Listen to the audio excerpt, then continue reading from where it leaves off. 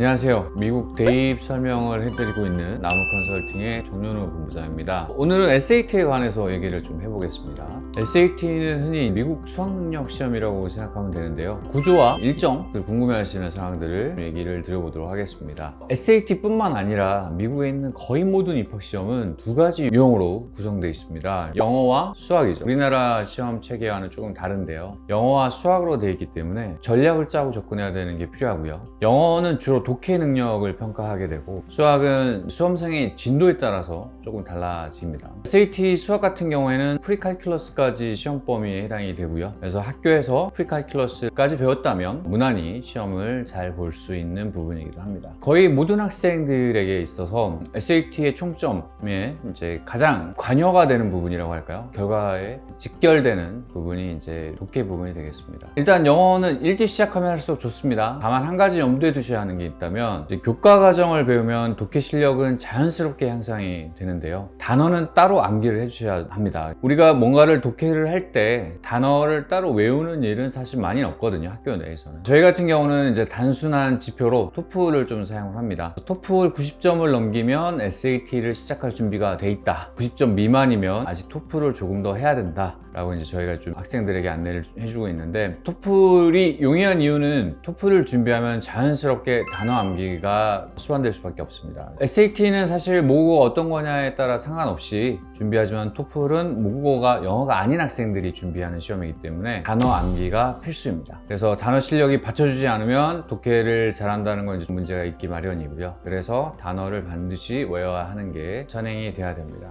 수학은 프리칼을 들으면 좀 자연스럽게 점수가 750점에서 800점 사이가 나옵니다. SAT는 각각 800점 만점입니다. 그래서 영어 800점, 수학 800점, 그래서 1600점 만점이고요. 어찌됐던지 간에 수학 같은 경우에는 좀 쉽습니다. 일반적으로 비교적 쉽기 때문에 학생들이 프리칼큘러스까지 교과 과정을 마치면 계속 반복을 하다 보면은 어느 정도 많이 풀어보고 하다 보면은 고득점은 굉장히 쉽습니다. 그리고 SAT를 접근함에 있어서 너무 빨리 하시거나 또는 너무 늦게 부랴부랴 준비하시는 경우는 조금 지양해야 됩니다. 이건 어느 정도 전략을 좀 잘 짜서 접근해야 될 필요성이 있는데요. 일예로 아직 수학 진도가 시험 범위를 커버하지 않았는데 무리하게 SAT 학원을 다니거나 아니면 좀 점수에 대한 압박을 부모님들이 좀 하시게 되면 아이들은 스트레스를 좀 많이 받습니다. 좀 비효율적이죠. 왜냐면 아직 배우지도 않은 걸 시험을 봐야 하니까 아이들은 당연히 모를 수밖에 없고, 그렇다 보면은 그냥 좀 성취도 떨어지기 때문입니다. 그럴 때는 토플을 준비하면 좀 자연스럽게 독해와 단어를 학습할 수 있도록 해주기 때문에 아주 좋은 방법입니다.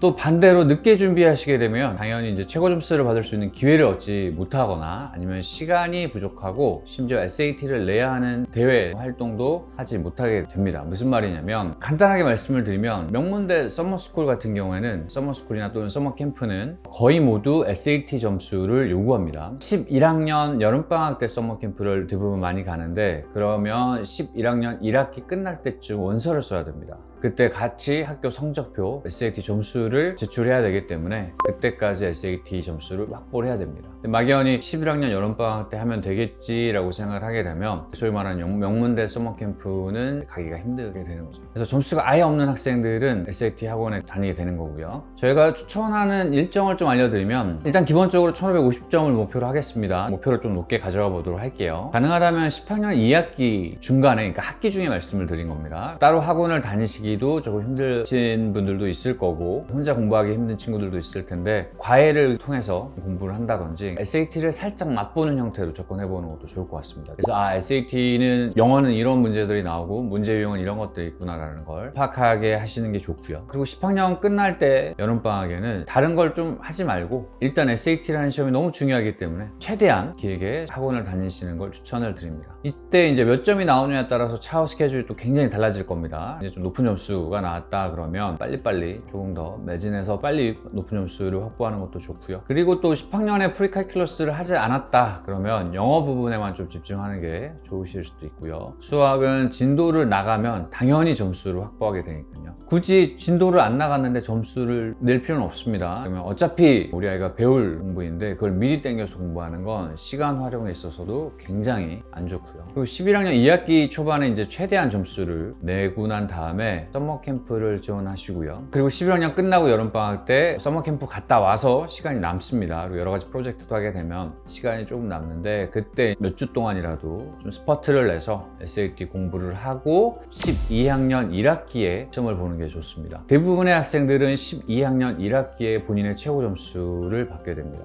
그리고 또 하나 이제 부모님들이 굉장히 좀 많이 궁금해 하시는 게 있는데 시험을 3번 초과해서 보면 안 된다라는 그런 얘기가 있습니다. 그것도 굉장히 일리 있는 얘기고요. 3번을 넘기면 아무래도 이 친구는 오르가나이즈가 안 돼 있다 라는 게 약점을 드러내는 형태로 이제 비춰지기 때문에 그렇게 하시진 않는 게 좋고요. 무턱대고 공부를 했으니까 시험 한번 봐보자 라고 해서 시험을 등록해서 보지 마시고 모의고사도 보고요, 여러 가지 기출 문제도 풀어보신 다음에 지금쯤 도전해도 되겠다라고 판단이 되시면 보는 게 좋고요. 그리고 3번을 봤는데 본인이 원하는 점수 이게 나오지 않았다 또는 조금 더 잘 나올 수 있을 것 같다라고 하면은 그때는 이제 응시 횟수와 관계없이 조금 더 도전을 해보는 것도 좋습니다. 개인의 학업 성취라든지 전공, 목표 학교, 여름방학 계획 등에 따라서 개인차가 너무 크기 때문에 이러한 일정은 전문가의 도움을 받는 게 좋습니다. 도움이 필요하신 분들은 나무 컨설팅으로 연락을 주시면 저희 전문 컨설턴트 분들이 친절하게 안내해 드리도록 하겠습니다. 감사합니다.